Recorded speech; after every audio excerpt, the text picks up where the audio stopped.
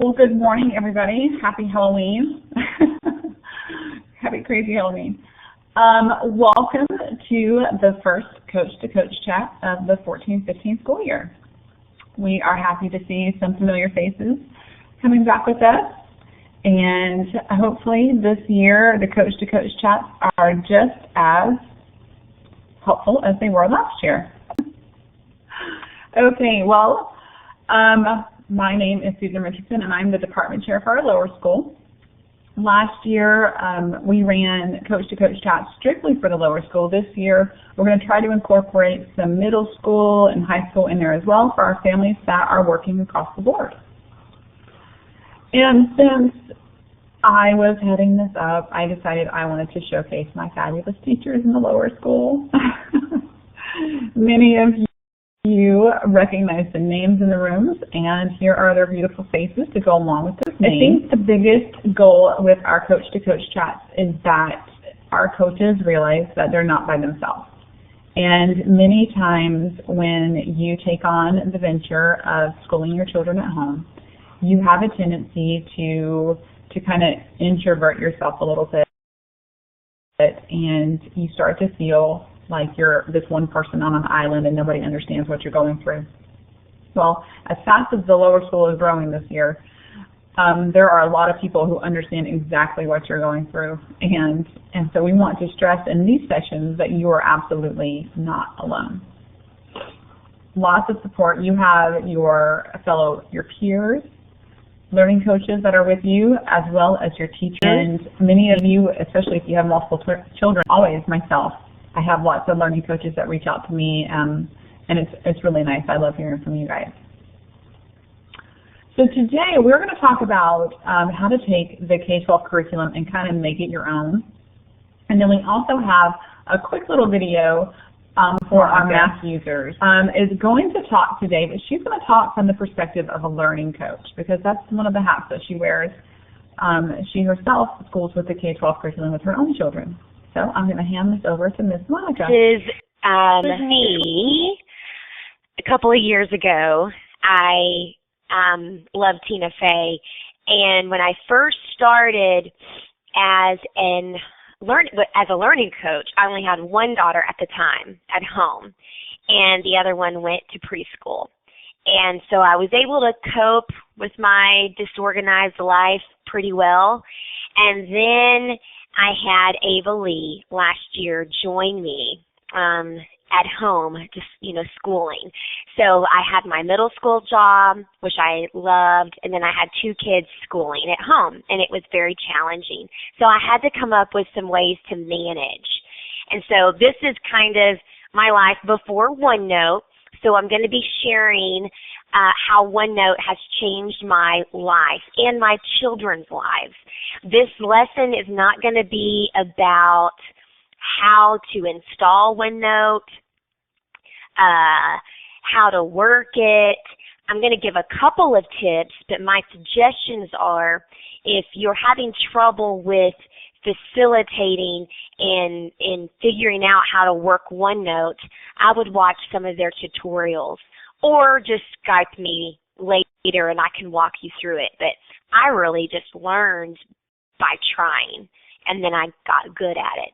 And my daughter, Ella, is probably better than I am now. She knows exactly how to use OneNote. So, reminder, it's just free. Okay, so there's the link. I'm going to put it in the chat so you can grab it and bookmark it later. And so that's the first step, is to download it. Now, I'm going to give you guys the tools, all right?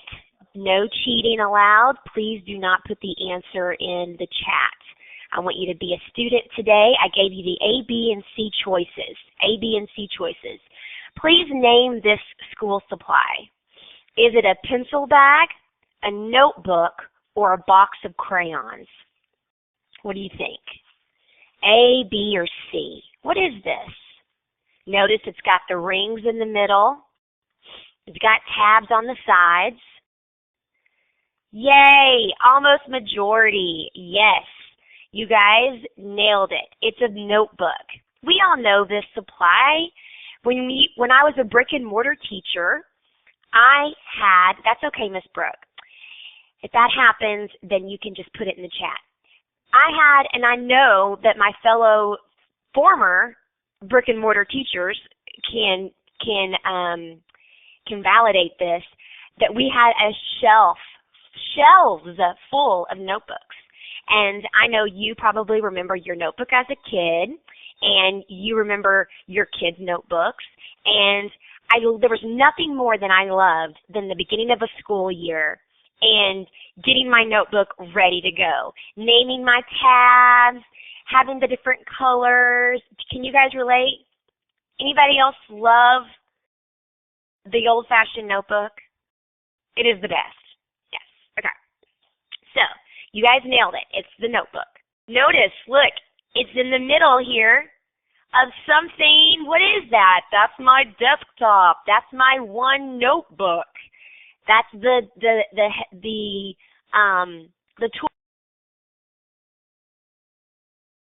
toolbar up here. This is a sidebar right there. What is this?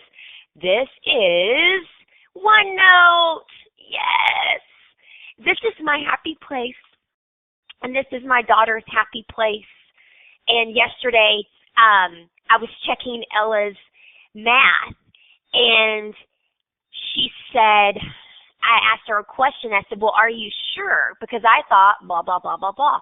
And she goes, oh, we were talking about definitions, and she had her synonyms down for vocabulary. It wasn't math. And she said, Mom, it's in my OneNote. And I said, let me just Google it real quick. She's like, Mom, it's in my OneNote. And I was like, fine, okay. So I went to her OneNote. Sure enough, right there she had her synonyms listed, and I didn't have to even Google anything. She was already prepared. And so my fifth grader uses it and loves it. So it's her happy place as well. And what I love about OneNote is that it saves automatically. You never have to hit the save button. If you have a power outage and your computer shuts down, whatever you were putting in OneNote saves. Yes, you can have you can have OneNote on your phone, which is on my phone, and it's on your iPads. It could be on any Android. It can be on your desktop. You can save your OneNote notebooks online. I like mine are all automatically synced. So like every day they sync several times a day so that no matter where I'm at, I can just go on in my OneNote. Now it's different online. It is a little bit different. Just like if you use a webmail service compared to Outlook or something, it looks a little bit different. The interfacing is different, but it's there, which is nice if you need to access it. It's there. All right. So what you would do is you would name your tabs just like you would in your old-fashioned binder. So this is an example of maybe what an International Academy OneNote notebook would look like. Okay, history, science, math, literature, vocabulary, phonics, music, art, Spanish. Maybe you have a tab for the Class Connect recordings. Maybe you have a tab for the work samples. Maybe you have a tab that has your weekly plan. So this, you can have as many tabs as you want. So you would just right-click on the tab and rename it. Now the sidebar, there's lots of different things you can do with the sidebars. My kids basically do their unit titles. So this is what Ella's would look like if she were to name hers, because these are her units. So unit 1, 2, 3, 4, 5. And the reason why she does that is because her reviews are more, have more information, and her unit assessments are a little bit more tough. And because she's a fifth grader, she has to submit those teacher-graded assignments to her middle school teacher, Mr. Moore. And so she really has to stay organized in history. So she likes to title hers for all the unit titles. Now what's really cool is you can hit the tab and you can make a sub-page. And so let's say the earliest Americans, there was a couple of lessons that you needed some really good notes in. Well, you could do a sub-page, and you can say lesson 4, lesson 7 or something. So that's what's cool is is you have your tabs, but then you can tab over and have these sub-tabs, which is neat. So different things you could possibly do also on a sidebar. I know for math, you've got your lesson guides and activity books.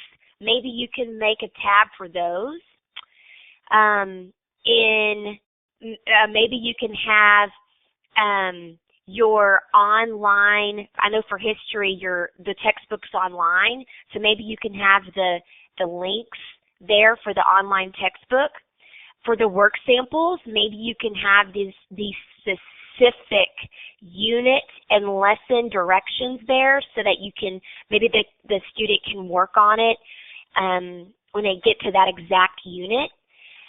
Study Island, lots of kids, full-time kids will use Study Island, so maybe they can do some extra practice pages there, have their login information. They could, you could put extra practice pages there. If they're struggling in something, you have access to their OneNote notebook, and you could go in and put, copy and paste several activities from Study Island there. And so if your student gets finished with something for the day, you can say, hey, go to your tab. I put some extra math problems in there. You can have an online dictionary there, so your kid's just not Googling stuff, or maybe an online thesaurus. I like to use, there's a certain dictionary I like that does the pronunciations. Some of them require a plug-in, and I don't want to put plug-ins on my computer. I don't even know. Plug-in, I'm not even sure what they're talking about half the time. So I'm very specific with the ones I like to use. But if I'm the one that puts them on there, or I teach my daughter which ones to use, then they're ready to go and they're handy. Maybe you can put the maps there that they're going to need, the world map, the United States map, anything that you think that you don't want them to have to Google by themselves, And you can also maybe even have a sidebar for Class Connect recordings for that specific subject. So my daughter will have Class Connect recordings for history because she is a 5th grader and Mr. Mort does 5th grade social studies. Let's see, do you have global access? Yes, you do have access to your kid's notebook. If they need a Microsoft Live account. If they have a Microsoft Live account, you can access it. Right now, my daughter's is only on her computer, and it's backed up only on her computer. So if I wanted to have access to hers, I would just set up, using my email address, I would set up a Microsoft Live account, and that way we can access hers anywhere also. Very easy to set up one of those accounts. Takes just a couple of minutes. Here's different tab ideas. So of course you can have tabs for the course names. You can have the tabs for the Class Connect recordings, work samples, the weekly plan, Study Island, Scantron, resources. Some people like to have a lot of tabs across and then fewer sidebars, and then some people like to have lots of, or just a few tabs across and more things on their sidebar. I mean, you do what works for you. Here are different things you could possibly do for history.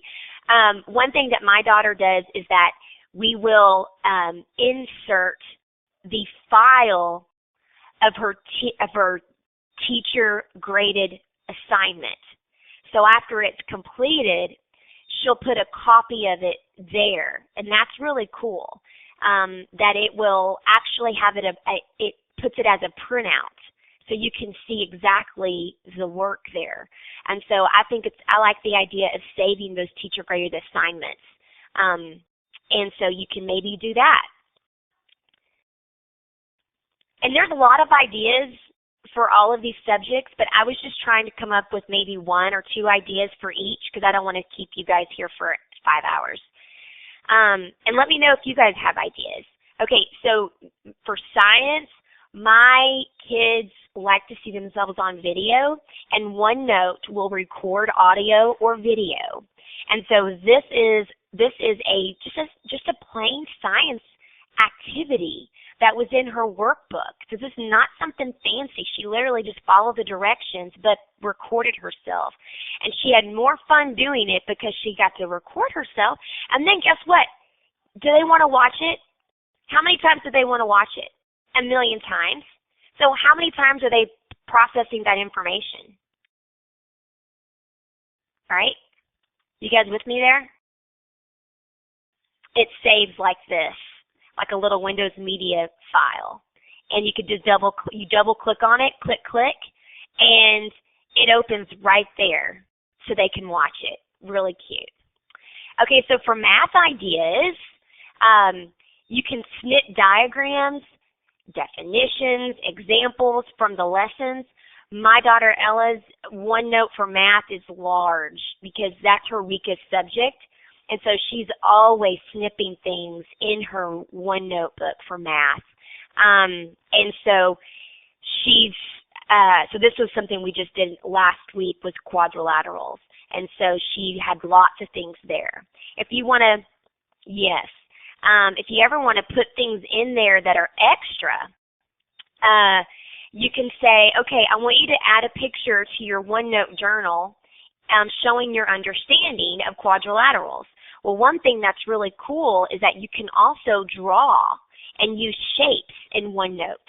So there is a toolbar for draw, and they have all these shapes.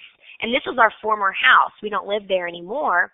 But if you simply just put a picture, I went to Facebook, grabbed this picture, pasted it super quick in there, and then you make her find the shapes on the house. Like just doing extra stuff, anything that's just a little bit different. I try to make things just more fun if I can. And so then you take the tools, and she's trying to find the different shapes, but she's getting to practice using the drawing tools and doing the shapes there. So that's just an idea too. For vocabulary, you can use the drawing tools to create word pictures. I teach this to all of my students anyway. I think it's a great idea to remember all those difficult vocabulary words. And so I teach them to make digital note cards and put the word on the front. The back of the word's going to have a synonym. And then on the front of their cards, they're going to draw a picture that helps them remember what it means. And so you can simply just make the C into a Q, write out the word quitter, and draw a little quitter face like that. And they're going to remember, okay, coward means like it's a quitter. Coward's like a quitter. So that's an idea that you can do in vocabulary. Music, I hope this video works because it is so adorable of Ava Lee. So let me get it. I loved it.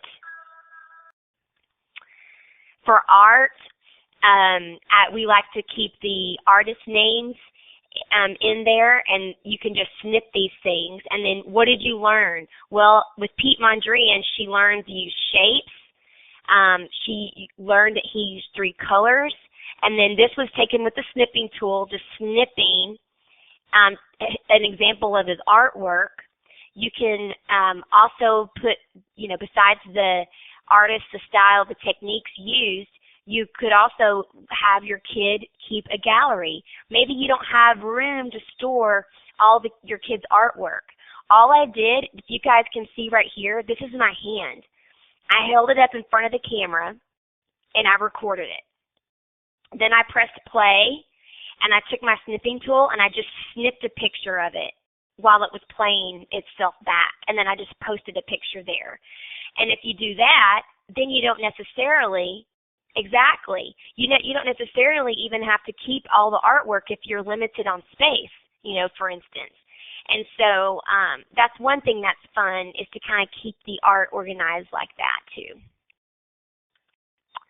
Spanish, this is a big, my daughter is now in the middle school Spanish, and so it's gotten a lot more difficult for her, and so she has to really step things up a notch with her note taking. And so I'll just give you the link really quickly. This was, I think I'm still sharing it. I didn't mean to share. This was her YouTube recording of her singing the Spanish alphabet. Instead of wasting ink, instead of printing your weekly plan every Sunday night, just take a snippet of it and put it in your OneNote, and then they can hit they can do check marks when they finish something, or maybe they didn't get something done, they can put an X, or maybe they need to go back on something, they can highlight it. But that's one thing that I love, is just keeping a record of it like this instead of having to print it. So that's one thing you can do.